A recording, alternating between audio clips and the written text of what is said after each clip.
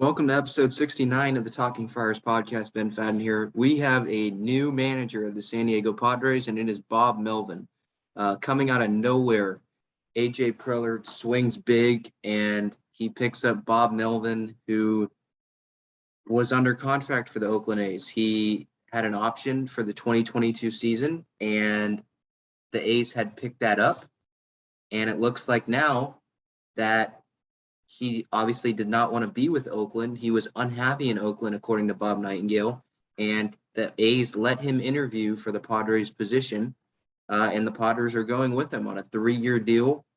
No compensation is going back to the A's, but Bob Melvin, this definitely fills the boxes. I was going into this process, Bruce Bochy, I wasn't even really considering because I didn't think he was going to come out of retirement. So that's not a surprise that didn't happen. But I liked Ron Washington. I liked Buck Showalter. I liked Mike Schilt because those were the names that we were hearing. So that's the only names that I could, give my opinion on really.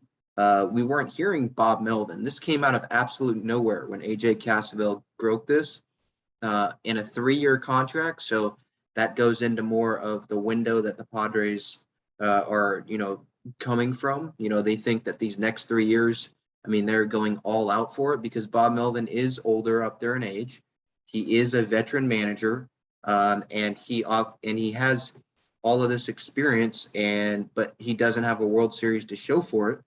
So, the Padres are going for it, and I know that we knew that that the Padres were going to be going for it, but there were still rumors about the Padres maybe going with a younger manager that had never managed before. And because Peter Seidler and Preller kept keeping that open and saying it's not a requirement that there's experience. And so that kind of Padre fans, that kind of left us a little bit, worrying a little bit there. But this guy, talk about commanding respect. I don't understand how you as a player can walk into that Padre clubhouse at Petco Park and not respect Bob Melvin. Again, he has not won a World Series as a manager, but he's managed the Mariners, he's managed the Diamondbacks, and he managed the Athletics since 2011. His winning percentage, let me see here. So he was a player, also a catcher and a manager. And then I don't know. Okay, so he did win the World Series in 2001, but that was as a player, right? Yeah, I believe that was as a player, as a coach with the Diamondbacks before managing them in 2005 to 2009. So he did win a World Series as a coach, but not as a manager. With that said, he's been the manager of the year 3 times before, in 2007, 2012, and then most recently in 2018. So this guy can obviously manage. He's obviously a player's manager, so that fills that box.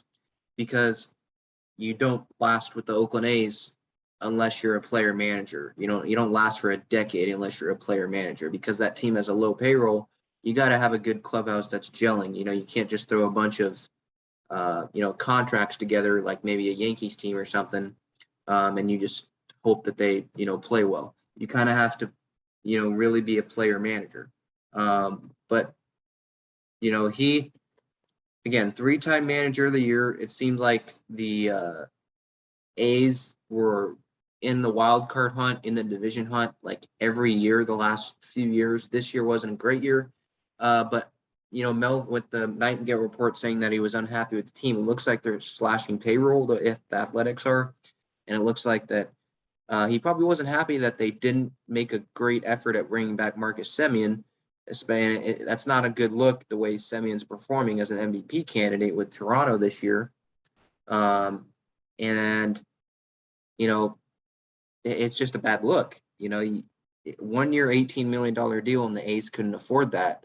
And he would have definitely helped the A's chances of, being in that wild card race, which they weren't, late in the season, which was a change for the A's, in terms, related to other years, when we refer to, when you look at other years, they were in the playoff hunt, and that was because they did have Marcus Semien. And he doesn't have to worry about not having a star shortstop. He has that in Fernando Tatis Jr. He has a much more talented team. And I think, if he was able to take the A's to the ballpark, he was able to take the Oakland A's to, to the playoffs and all that, with a lower payroll and less talented players, to be quite honest, then imagine what he can do when he has an owner willing to spend, when he has an owner that's obviously frustrated and kind of pissed off, to be frank, about how the team played, just like all the fans are, including myself, about how the team, fell on its face. I think that that's a good thing to have. Back from comparing the A's and Padres situations, imagine what Bob Melvin can do with this club when he has more resources, he has more talent on the team. So it's going to be fun to have Bob Melvin in the dugout for the Padres. Now, when you want to compare him to previous managers, I haven't, and I'm sure a lot of fans can share the same sentiment. I have not been confident in the Padres manager for a very long time. I wasn't confident in Tingler. You can ask my friends at school. That day that the Tingler news, came out, I was mad because you had Rod Washington on the doorstep, a veteran manager with experience, which is what I thought the team should have wanted during that a couple of years ago.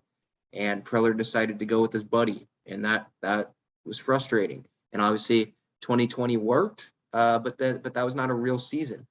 In 2021, it proved that Tingler was not ready to be a manager of a big league team.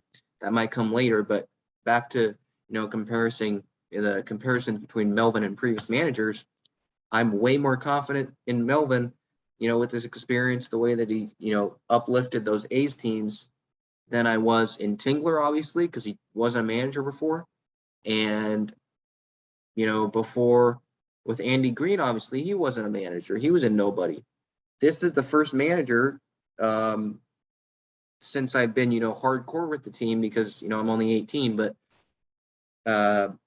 this is the first time, in my lifetime that they've hired a manager and I didn't have to look up who the heck is this manager, and that's a great sign. I'm really, really happy inside, because this is not something that I was expecting, but dang, what a great move, just looking at it right now. I mean, we can go through these A's teams. They were talented. They had a Josh Donaldson, but that was before he was, an MVP. They had Yoenis Cespedes, but that was before he, played great for the Mets in that World Series run. They've had, Matt Olson, Matt Chapman, even though Chapman didn't really play great this year. But he has never had, A's fans will probably disagree, but A's fans probably haven't had a Fernando Tatis Jr. in the team's history. And so I think that, Melvin can do great things, with the Tatis there. I'll be interested to see who he brings on the coaching staff. I know Mark Kotsay, that could be a possibility in coming, because Kotsay really was a good coach for that A's team. And it seemed like he obviously gelled with the players, and so he's a former Padre, former coach on the Padres. So we'll see if he comes. But I don't know. Maybe they go with a younger coach, like a Luis Rojas or something like that, who they, interviewed to be Melvin's bench coach, to possibly be the manager at the end of the 3 years or something, if Melvin does decide to retire, because I believe he is 60 years old. So it's not, I'm not saying, you look at Dusty Baker and, the older managers, Brian Snitker, you can manage till, whenever you want, as long as you keep winning, I think. But with that said, I think it's still good. You could probably see a younger manager be the bench coach just in case something happens, or if, Melvin retires or whatnot. Now, obviously, what we're hoping at the end of these 3 years, Melvin has at least a World Series, to back up this contract, and he's becomes a legend forever in the city of San Diego. And then he'll probably retire right then, because he has a manager. He has a World Series as a coach, a World Series as a manager. And I mean, there's nothing else, he could go retire in San Diego if he wanted to. He'd be a legend. He wouldn't have to pay for anything ever. But this is a great hire. again, they did not have great payrolls, obviously, great teams in Oakland. They had talented teams, but they never had a team where you believed, at least pitching wise, dang, this team can go over the top. This team can be in the World Series, They just didn't have that. And that part of that is payroll. Starting pitching, you need money to go spend to get those guys. And he has that, at least on paper, for, in the Padres. I know the pitching sucked this year, especially the end of the year. There were injuries, firing of a pitching coach, now a new pitching coach in Ruben Niebla. So I think that, the pitching didn't obviously fare well last year. But with that said, I think that this year, you're not going to expect that to happen again. But for the A's, season by season, he elevated teams. He took teams that weren't as talented and gave them, put them with winning records above 500 in the playoffs. And that's something that's really commendable.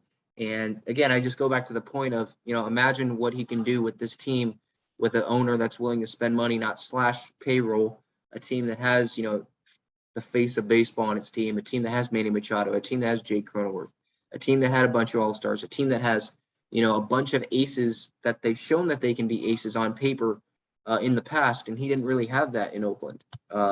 And so just look at these records. In 2012, 94 and 68, first place in the AL East, in the AL West. 2013, 96 and 66. Then in 2014, he followed that up with a winning season, making the playoffs. Lost in the wild card, but made the playoffs.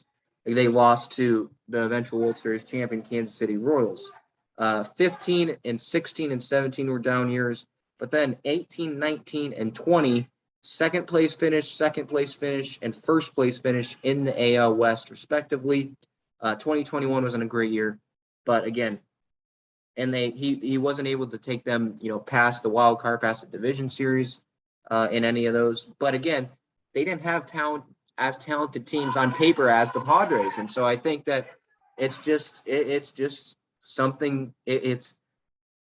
I don't know. I just keep going back to imagine what he could have done in Oakland if they had a Padres talented team like this that was willing to spend money and they had the pitching and stuff, like on paper at least.